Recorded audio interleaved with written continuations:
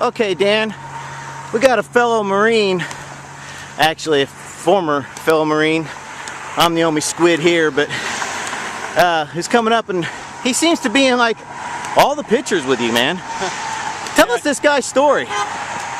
Tim, he's one of those guys that I've surrounded myself with. I was wounded July 3rd, 2005 in Iraq. And, I have a pretty deep relationship with God because I believe that He spared my life. You don't survive on the battlefield for an entire hour without your leg and survive while making jokes about it. And then you're not walking 26 days later unless obviously you have God on your side or God has a bigger purpose for you. And I've surrounded myself with people that have an unusual story that believe in God. And Tim, he was a really hardcore alcoholic that couldn't stop on his own. He was drinking a fifth of Jack and a case of beer a day. And he was looking for a way out, and he found God, and he asked for help, and he got it.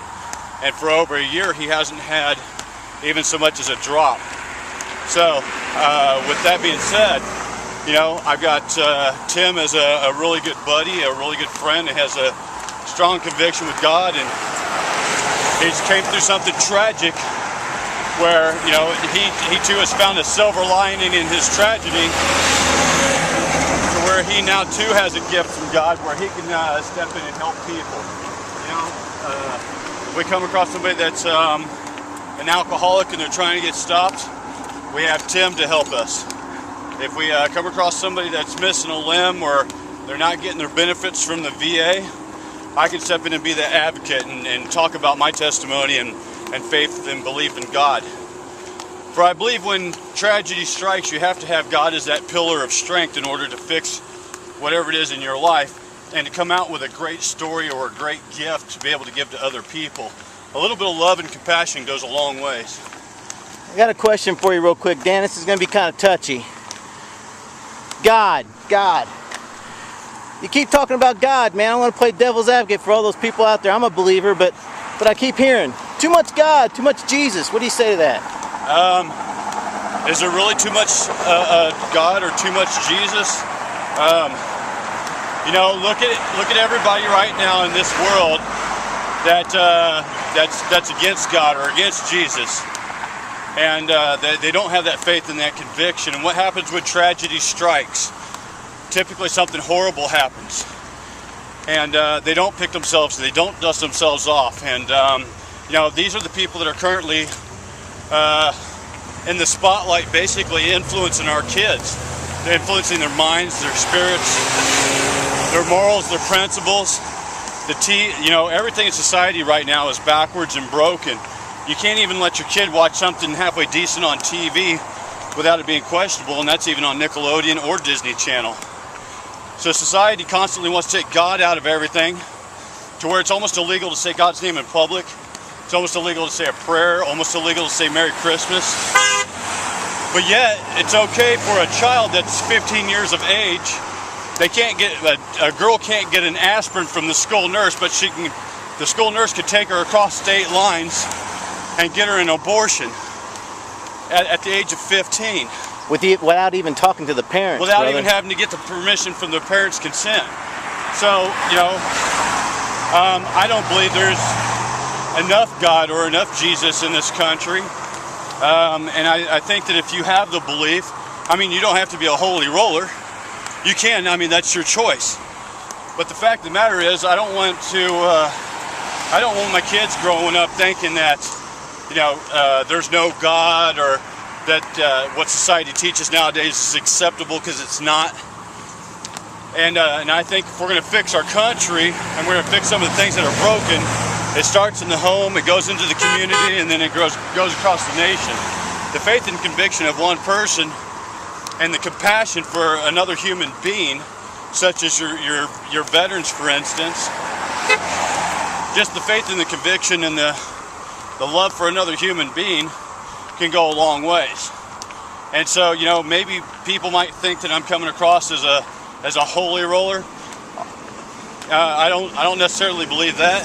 I believe that God has just given us some unique opportunities to be able to fix a lot of things that are broken in this country. And I personally have seen a lot of miracles in my time, especially since I was wounded in Iraq. So I know that there's a God. I know God exists, and I know that if you have God in your life and you ask Him to be able to help other people, you'll be amazed at the mountains that'll be moved in His honor. You don't get an extreme home makeover from ABC. They say it's rare to win the lottery than it is to get an extreme home makeover house. And we received this house, and I thank God every single day.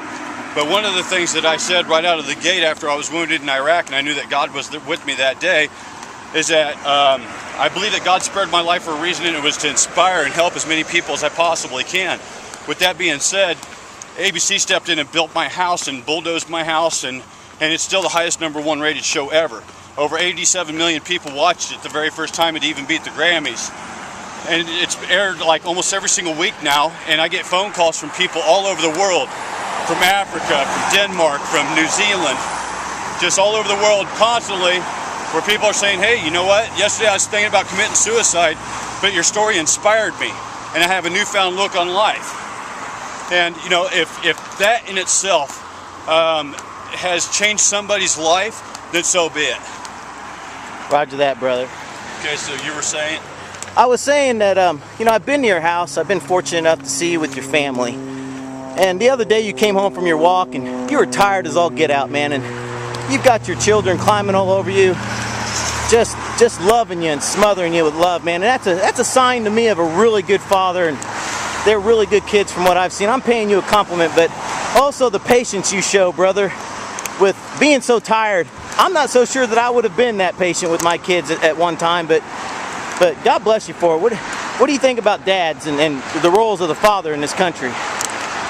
I think, you know, part of the root of that is I was in Iraq and I was worried every single day that I wasn't going to get that second chance to give my kids a hug and tell them that I love them and spend time with them and mold them into good, productive citizens, you know?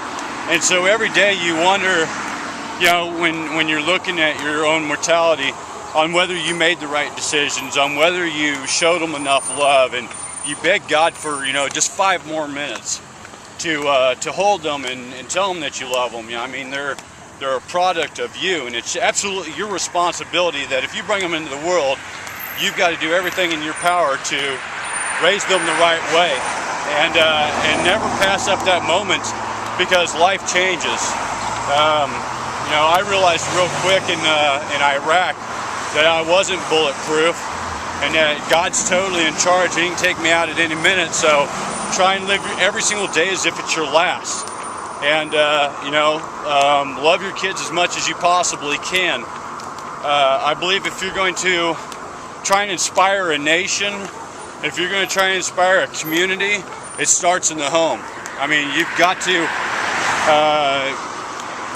support and love and take care of your kids first and foremost. Because if you don't, you know, you really can't fix anything.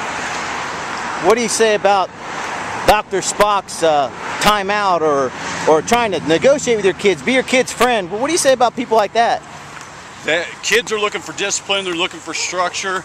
It's good to have love and compassion for your child, but when they do something wrong, there needs to be boundaries. They're looking for boundaries. They're looking for structure. They're looking for time frames so that they know where they belong and where they fit in your life. And so I'm not saying you have to be a drill instructor, but you know, there's no rule book or guidelines on how to raise a child. So just as long as you always have their best interest in mind, and you know that they're looking up to you and you're trying to be that role model, I think you'll do all right. Roger that, brother. You rock.